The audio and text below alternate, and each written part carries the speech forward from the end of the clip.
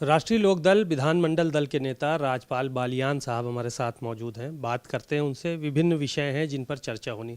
Sir, कल जयंती थी चौधरी चरण सिंह जी की।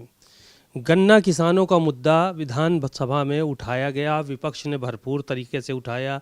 ट्रैक्टर लेके यहाँ पे विपक्ष के लोग आए, गन्ना लेकर आए और कहा सरकार भला नहीं कर रही है किसानों का। आप भी उसी बेल्ट से आते हैं, किसान बेल्ट से आते हैं, गन्ना बेल्ट से आते हैं। सरकार की कार्रवाई से संतुष्ट हैं आप लोग? कल क्योंकि बहुत बड़ा दिन था। कल पहले तो मैं धन्यवाद दूंगा सरकार को कि 23 दिसंबर माननीय चौधरी चरण सिंह जी भारत रत्न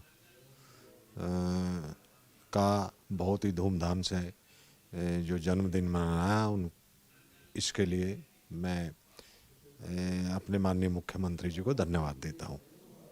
दूसरे नंबर पर जो हमारी मांग पिछले वर्ष से थी राष्ट्रीय लोकदल के एमएलओ की और आदरणीय जयंत चौधरी जी की, गन्ने को लेकर कि गन्ना रेट बढ़ाया जा, तो पिछले वर्ष माननीय मुख्यमंत्री जी ने हम लोगों को वादा किया था कि अगले वर्ष मैं इतना रेट बढ़ा दूंगा कि आपको ये दिखाई देगा कहाँ अच्छा रेट हमने दिया।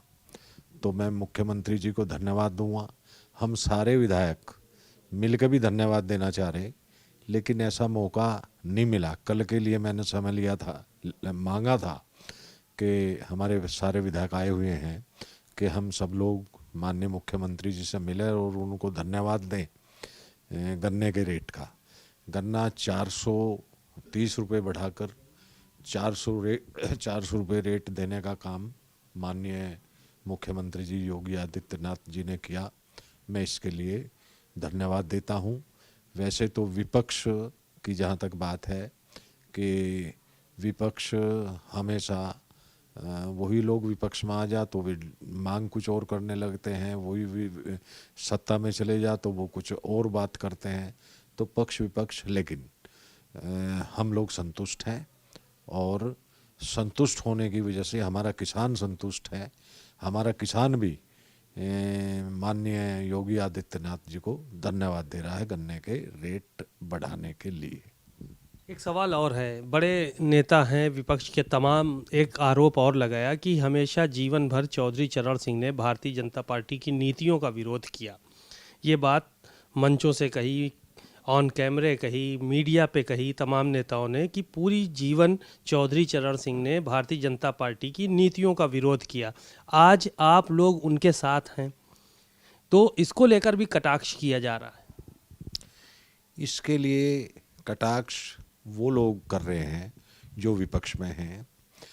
ठीक है, चौधरी साहब ने भारतीय जनता पार्टी की नीतियों को नहीं विरोध किया, उन्होंने हर पार्टी की नीतियों का विरोध किया। जिस पार्टी में उन्होंने पूरा जीवन बिताया कांग्रेस पार्टी में, और फिर कांग्रेस पार्टी से अलग हुए, कई पार्टियां बनाई, तो वो उनसे भी संतुष्ट नहीं थे। वे किसानों के मसीहा थे, जो किसानों की बात करता था, किसानों के लिए नीति बनाते थे तो उनके समर्थन में बोलते थे। और जो किसान विरोधी कार्य करते थे, किसान विरोधी नीतियां बनाते थे, उसमें चाहे भाजपा जनता पार्टी रही हो, चाहे वो कांग्रेस रही हो, वो उसके वे विपरीत थे।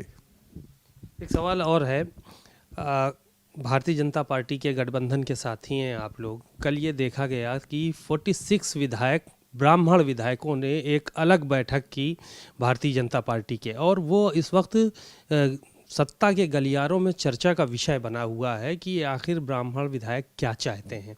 आपको क्या लगता है कि उनकी जो ये मीटिंग थी उसको किस नज़रिए से देखा जाना चाहिए?